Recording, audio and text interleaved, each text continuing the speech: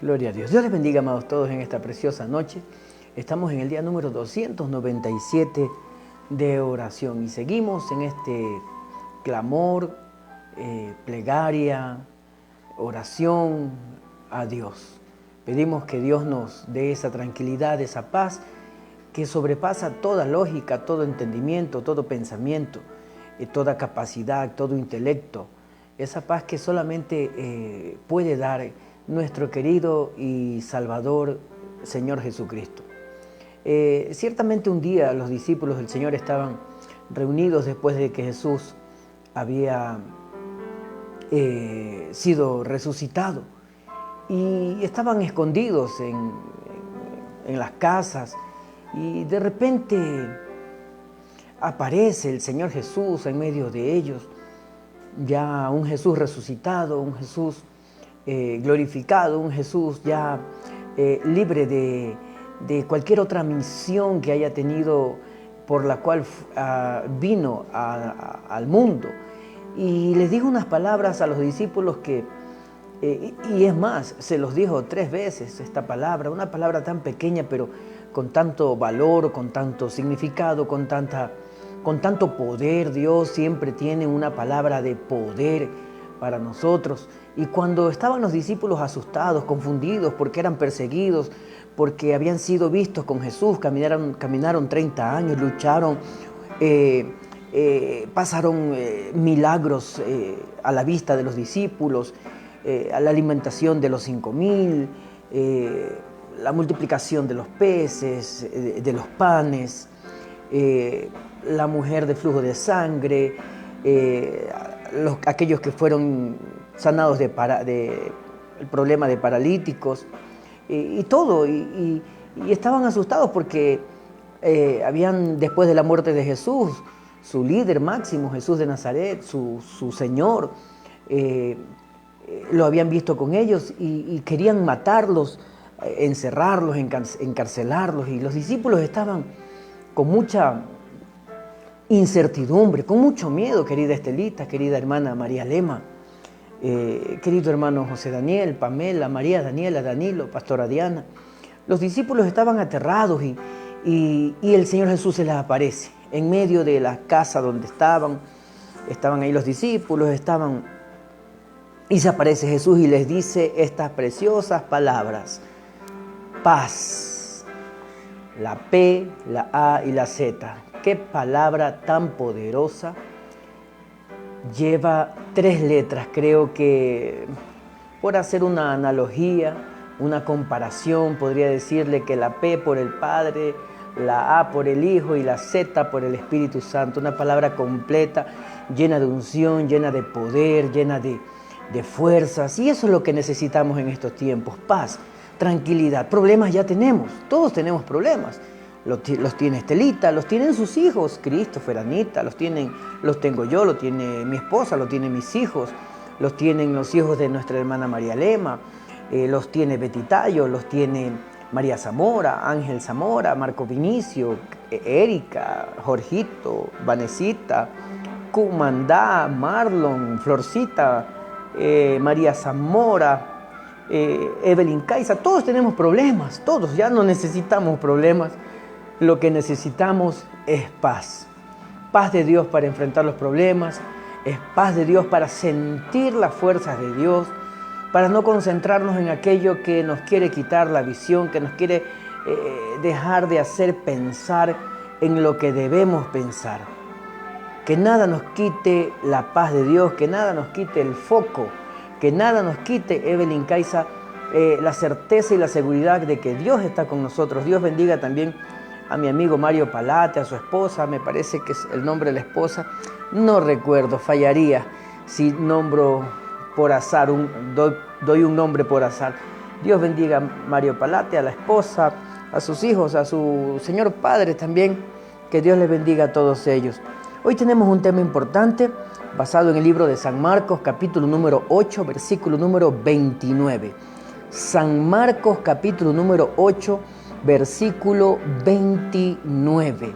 No sin antes, como siempre, al comenzar toda transmisión, quiero levantar este libro sagrado donde se encuentran los nombres de todos mis compañeros de lucha, mis compañeros de oración, y pedirle a Dios, no de una manera repetitiva, no de una manera aprendida, programada, sino con toda reverencia, con todo temor, decirle a Dios que a través de este acto simbólico Él pueda extraer todas nuestras necesidades físicas, materiales y espirituales. Que el Señor a través de este acto pueda discernir nuestras luchas, nuestras necesidades, nuestras batallas, y que Él nos pueda conceder la victoria. Recuerda que en esta vida todo es problema, es un problema de sabiduría. Los problemas pueden ser disueltos cuando hay sabiduría delante del ser humano. Pídele a Dios sabiduría, que Él te muestre el camino, que Él te muestre la forma, que Él te muestre los tiempos, que Él te muestre la manera cómo debes proceder ante una situación familiar, ante una situación económica, ante una situación sentimental, una situación psicológica, una situación de salud. Que Dios te muestre y que te dé esa sabiduría para decidir. Y hay algo muy importante antes de leer Marcos 8:29. Hay algo muy importante que tenemos que recordar en esta noche, que Dios es un Dios de lo imposible. Lo posible lo hace usted. Y para eso, para hacer lo posible, necesitamos la sabiduría de Dios. Dios nunca va a hacer una parte que le toca hacer a usted. Y le doy un ejemplo. Dios no va a decidir qué va a almorzar usted el día de hoy. Si vas a un restaurante, Dios te va a proveer el recurso, el dinero, los $2.50, los $3, los $3.50, depende de dónde vayas a almorzar. Y usted va a decidir. Si comes en tu casa, pues entonces Dios te va a proveer el dinero. Él no te va a decir que tengas que comer. Él ya te proveyó el dinero. Somos capacitados para tomar decisiones, y las decisiones tienen que ser sabias conforme a la santa y bendita voluntad de nuestro Señor. Ahora sí, yo quiero leer el libro de San Marcos, capítulo número 8, versículo número 29, que dice así: Entonces Jesús les dijo, y vosotros, Marcos 8:29. Entonces Él les dijo, ¿y vosotros, quién decís que soy? Respondiendo Pedro a Jesús le dijo, tú eres el Cristo. Pero Él, o sea Jesús, les mandó que no dijesen esto de Él, que era el Cristo, a ninguno. Versículo 38 de Marcos 8. Versículo 30 de Marcos 8. Pero Él les mandó que no dijesen esto a Él, de Él a ninguno. Versículo 31 de Marcos 8. Y comenzó a enseñarles que le era necesario que al Hijo del Hombre padeciese mucho y ser echado por los ancianos, desechado por los ancianos, por los principales sacerdotes y por los escribas, y ser muerto. Jesús hablaba de Él. Le enseñó a sus discípulos que Él tenía que padecer, ser desechado por los ancianos, por los sacerdotes, por los escribas, y ser muerto y resucitar después de 3 días. Versículo 32 de Marcos 8. Esto les decía claramente. Entonces Pedro le tomó aparte y comenzó a reconvenirle. Pero Él, o sea Jesús, viéndose y mirando a los discípulos, reprendió a Pedro diciendo, quítate de delante de mí, Satanás, porque no pones la mira en las cosas de Dios, sino en la de los hombres. Qué precioso esta historia. Me trae mucha reflexión a mi vida y también una lección muy enorme, muy enorme. Lo que hoy tú eres, dice la Biblia, que aquel que esté firme en los caminos del Señor, aquel que esté firme en su fe, aquel que esté de una manera estable en su fe, que dice la Biblia, mire que no caiga. Dice la Biblia, aquel que esté firme en su fe, dice, mire que no caiga. El versículo 29 dice así, entonces Él les dijo, ¿y vosotros quién decís que sois? Respondiendo Pedro le dijo, tú eres el Cristo. Mire la respuesta de Jesús, la respuesta de Pedro ante la pregunta de Jesús. Jesús le pregunta, ¿ustedes quién dicen que soy? Y Pedro responde, excelentísimamente cierto. Y él dice, tú eres el Cristo. Y por eso digo que hago alusión que la Biblia también dice que aquel que esté firme, mire que no caiga. O sea, que permanezca en esa fe, que permanezca firme. Pedro el Espíritu Santo había abierto los ojos de Jesús, como en la enseñanza del día de ayer, el consejo de la palabra del día de ayer, que necesitamos que Jesús mismo ponga las manos en nuestros ojos y nos deje ver. Eso había acontecido en este versículo. Pedro había tenido el privilegio de que sus ojos espirituales fueron abiertos y no habló por su propia visión, no habló por su propio conocimiento, sino por revelación del Espíritu Santo, y le dijo a Jesús, tú eres el Cristo. Y la Biblia dice que aquel que esté firme en la fe, mire que no caiga. Pedro debió haber permanecido en esa fe. Usted y yo debemos permanecer en esa fe. Tu fe no depende, déjame decirte algo, y tal vez te estoy excusando porque no soy papá de ninguno, solo de mis hijos, y los pastores no somos controladores de nadie, ni de la vida de nadie, sino que somos guiadores para decirle, si vas por este camino, te irá de este modo, si vas por este otro camino, te irá de este modo. Usted elige el camino que usted va a seguir. Entonces, Pedro ya había permanecido en la fe, sus ojos espirituales fueron abiertos y le dice, tú eres el Cristo, pero dejó esa fe.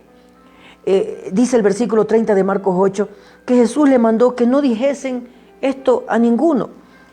Y el versículo 31 de Marcos 8 dice que comenzó Jesús a enseñarle a los discípulos que él debía ser desechado por los ancianos, por los sacerdotes, por los escribas, y ser muerto y resucitar al tercer día.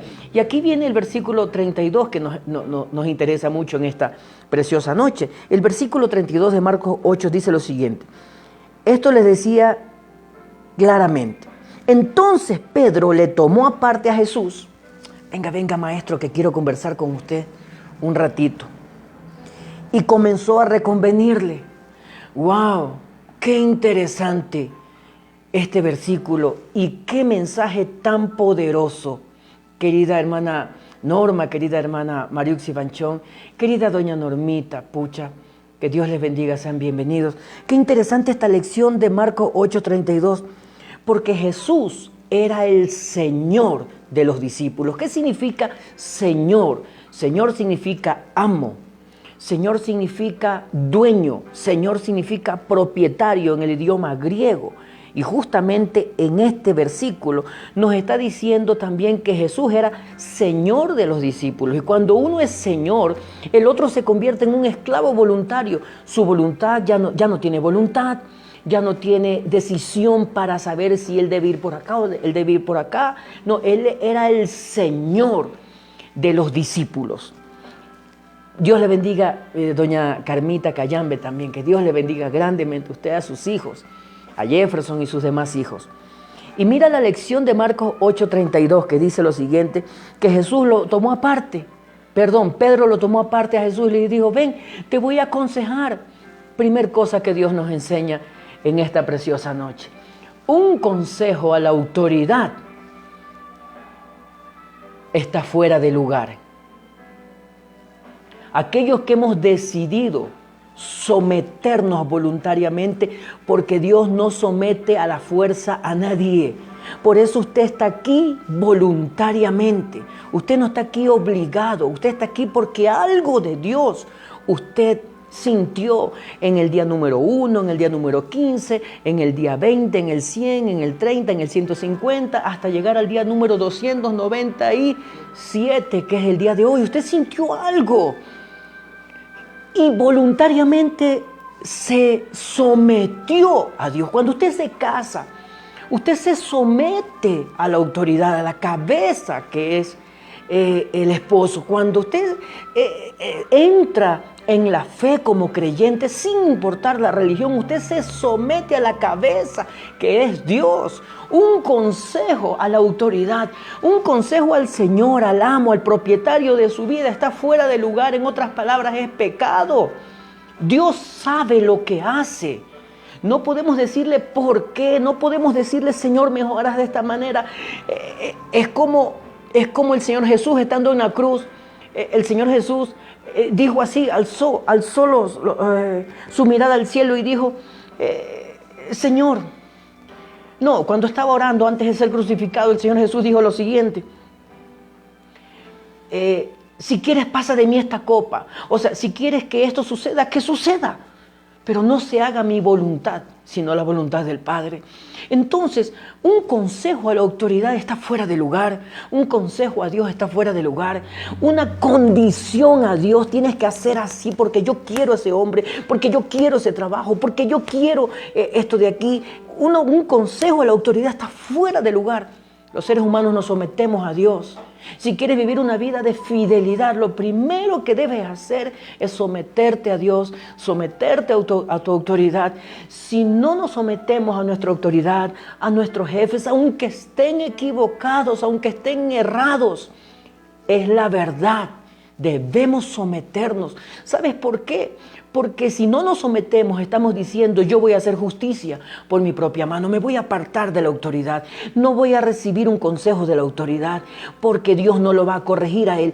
Si nosotros nos sometemos a Dios, Dios nunca va a estar equivocado, pero si nosotros nos sometemos a Dios, y por darme a entender solamente, y Dios está equivocado, quien va a pagar las consecuencias es Él, nuestra autoridad, no somos nosotros. Versículo número 32 de Marcos 8 dice que una vez que Jesús le dijo a sus discípulos que tenía que ser muerto, despreciado, resucitar al tercer día, vino Pedro y lo tomó a Jesús y le dijo, venga mi Señor, venga, yo le voy a dar un consejo. Y cuando le comenzó a dar un consejo a Jesús, lo que le estaba diciendo, no, Señor Jesús, ¿cómo vas a creer? Me estás enseñando que tú vas a morir, pero si yo te amo, yo te necesito al lado mío, ¿cómo vas a morir por esta gente que no te quiere, por esta gente que no te necesita? Oiga, y estas son las palabras más duras que puede recibir un creyente. Versículo número 33. Estas palabras tal vez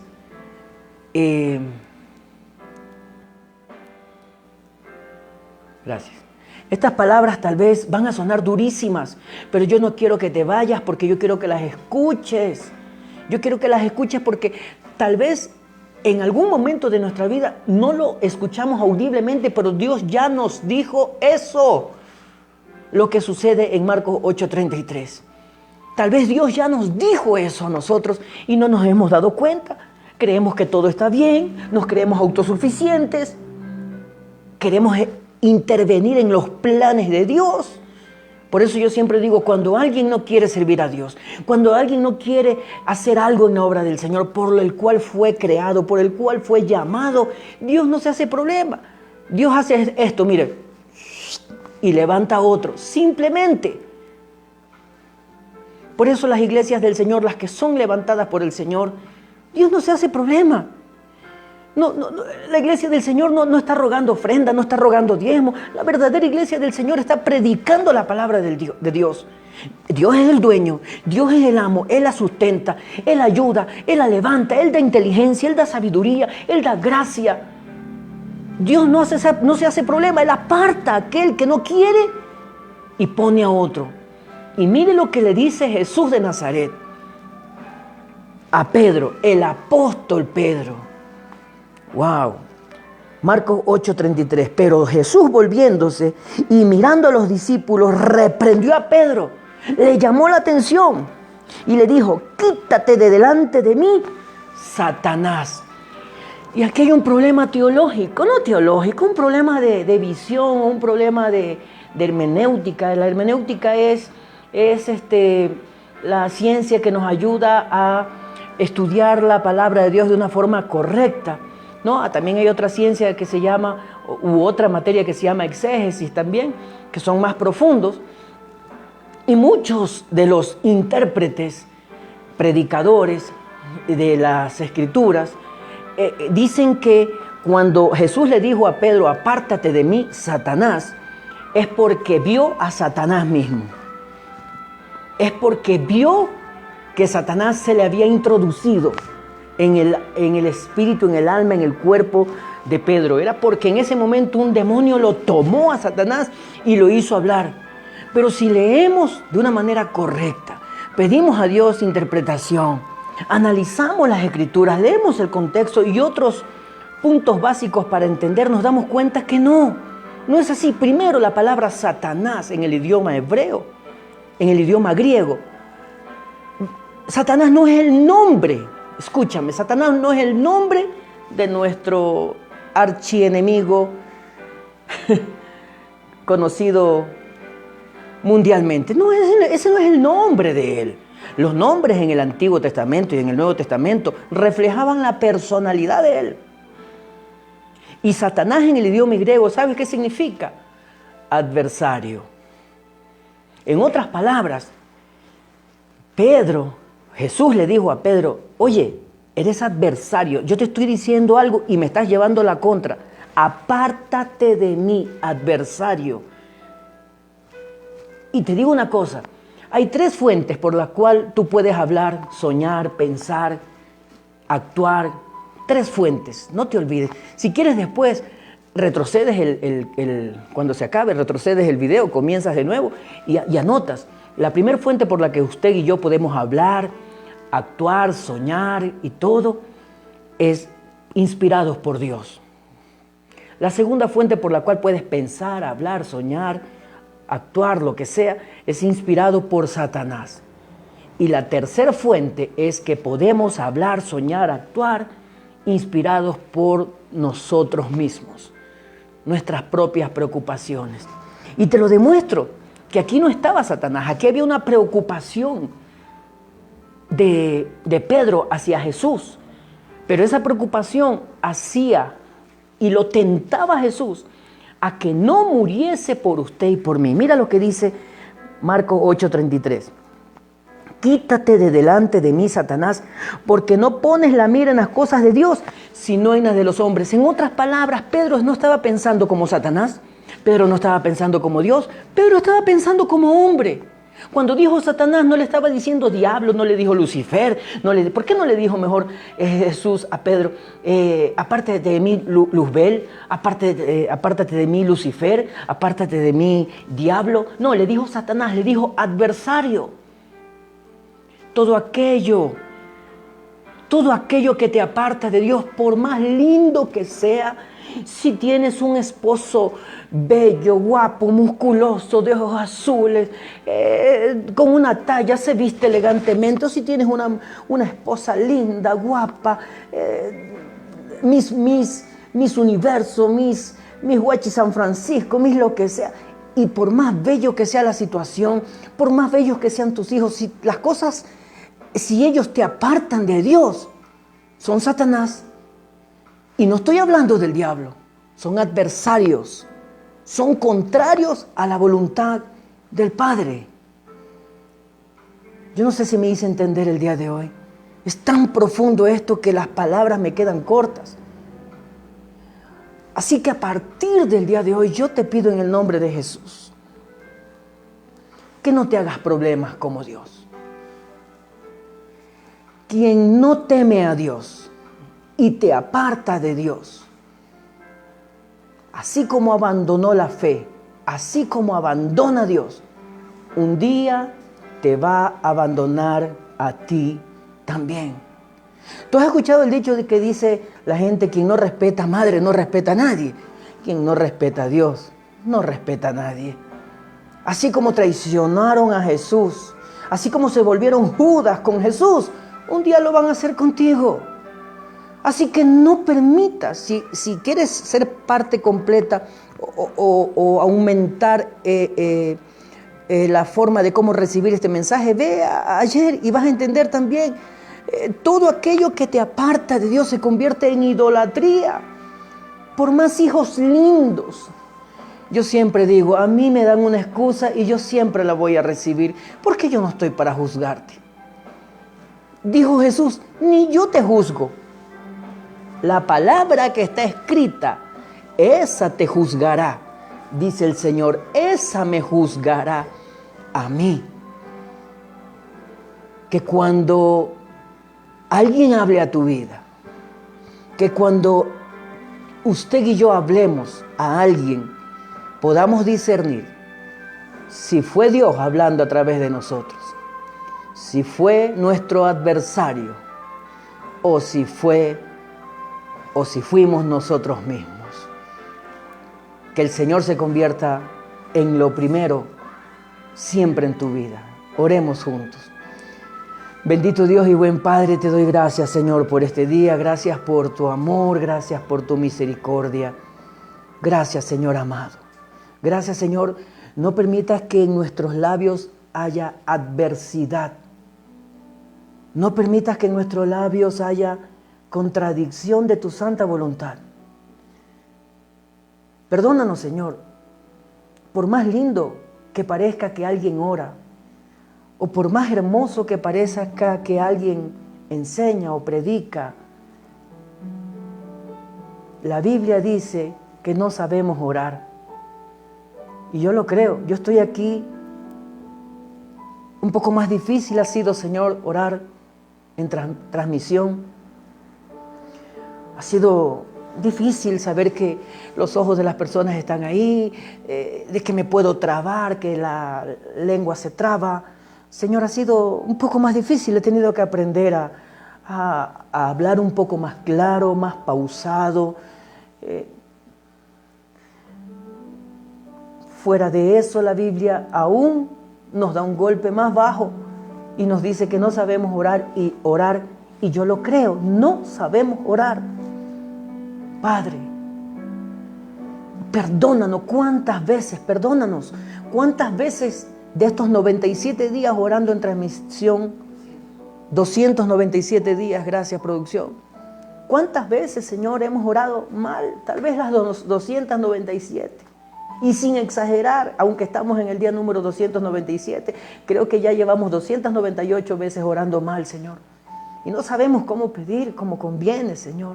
¿Y por qué digo esto? Porque tal vez en algún momento de nuestras oraciones hemos dicho cosas contrarias a tu voluntad, como lo dijo Pedro. Estaba tan ungido Pedro, Señor, estaba tan convencido. Te dijo en tu cara, tú eres el Cristo. Y tú le dijiste, porque no te lo reveló sangre ni carne, sino el Espíritu Santo que está en los cielos, el Espíritu Santo de mi Padre. Y al día siguiente, Señor, te quiere coger a un lado y darte un consejo. ¿Cuántos consejos te hemos dado aquí, Señor, sin darnos cuenta? Tu palabra dice que aquel que no ofende con su boca es varón perfecto. Y no porque exista un varón perfecto, sino que el Señor nos da esa palabra para darnos a entender que entonces si yo digo que yo no peco al hablar, yo no peco al orar, si yo digo que soy perfecto cuando oro, cuando predico, cuando hablo con mi esposa, con mis hijos, con mis amigos, cuando aconsejo, si yo digo que soy perfecto, Señor, entonces estoy diciendo de una manera orgullosa que yo soy varón perfecto, y no es así, Señor. Hemos orado 297 días, Padre. Perdónanos cuántas veces hemos hecho como Pedro, Señor, te voy a tomar a un lado en la hora bendita y te he dicho, Señor, no, yo lo que quiero es esto. Y nunca te hemos dicho, Señor, o tal vez si lo dijimos muy superficialmente, Señor, si quieres pasa esta copa de mí, pero no se haga mi voluntad, sino tu voluntad, Padre. ¿Cuántas veces te tomamos del hombro y te quisimos llevar a un rincón sin que los demás escuchen y reconvenirte, aconsejarte? Señor, creo que si me das este trabajo, Señor, si me sale el préstamo, si yo hago esto, si me cambio de ciudad, si voy a la iglesia, si no voy a la iglesia, si comienzo a hacer ejercicio, no comienzo a hacer ejercicio, tal vez mi salud mejora. Y no es así, Señor, tú eres perfecto, tú sabes lo que necesitamos. Yo te agradezco por la presencia de tu Espíritu Santo estos 297 días, a 3 días de los 300 días de oración. Señor, yo te agradezco porque has sido bueno, nos has permitido orar sin saber orar. Esa es la verdad. Y no es que creo que no me sé comunicar con usted, no es que creo que no me sé dar a entender, es que tú eres Espíritu, tú eres Santo, mis palabras son en cierto modo llevan una mancha del pecado natural que cometió Adán y Eva. Soy heredero de ese pecado espiritual como mis compañeros de oración. Y yo te pido perdón. Yo no quiero ser adversario. Señor, si tú quieres dar el trabajo a quien quieras darlo, Señor, dáselo. Y si no quieres dárselo, dáselo. No podemos ser más buenos que Dios. No podemos ser más buenos que usted. Usted está tratando con una persona. A esa persona les da enfermedades. Esa persona sufre de depresión. Esa persona no sana. No le sale el trabajo que quería.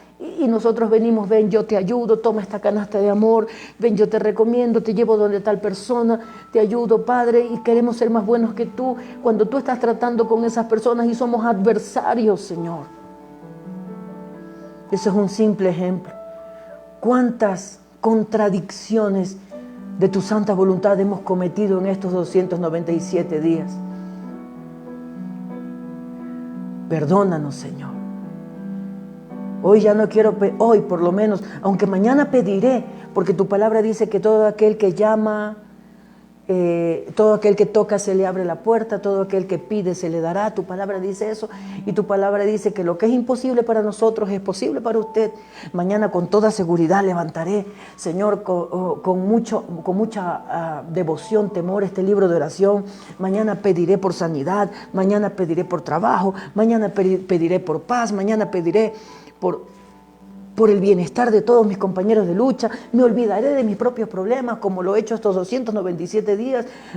Nunca te he venido aquí a decirte, Señor, está llena la nevera o está vacía. Nunca te he venido a decir, Señor, en esta transmisión hay recursos o no hay recursos, tengo salud o no tengo salud. He venido a pedir por mis compañeros de lucha. Y mañana te pediré, pero hoy no quiero reconvenirte. No quiero ser contrario. Hoy solo quiero decir lo que dijiste, Jesús de Nazaret, unas pocas horas antes de morir en la cruz. Unos pocos momentos de que hubieras derramado sudor como grandes gotas de sangre, que lo dice la Biblia.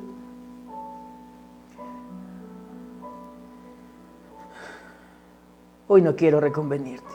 Hoy quiero recordar tus palabras que le dijiste al Señor. Señor, si quieres, pasa de mí esta copa, este problema, esta situación, pero no se haga mi voluntad, sino la tuya. Hoy nos acercamos con humildad una vez más. Hoy nos acercamos no queriendo aparentar que somos superhéroes, que salimos volando, que tenemos una aureola, que no nos equivocamos, que somos perfectos.